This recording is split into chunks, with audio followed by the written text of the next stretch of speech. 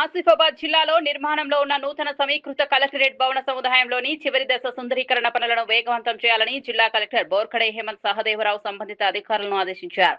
మంగళవారం ఆయన నిర్మాణ పనులను క్షేత్రస్థాయిలో పరిశీలించి జరుగుతున్న పనుల పురోగతిని సమీక్షించారు.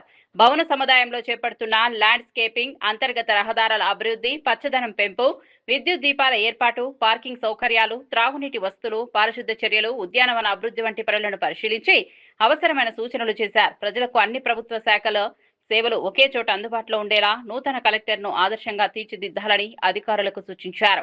మిగిలిన పనులను ప్రణాళికాబద్ధంగా పూర్తి చేసి నిర్ణీత గడువులో నాణ్యతా ప్రమాణాలతో పూర్తి చేయాలని స్పష్టం చేశారు. అక్కడ ఒడిసి పట్టి ఆ నీళ్లను ఇంటికి ఒక ఇంకుడు గుంతలాగా లేదా బోర్ల కాడ కూడా ఇంకుడు గుంతలు తీస్తే ఆ బోర్ కాడ కూడా మనం బోర్ నీళ్లు వేస్ట్ పోతాయి.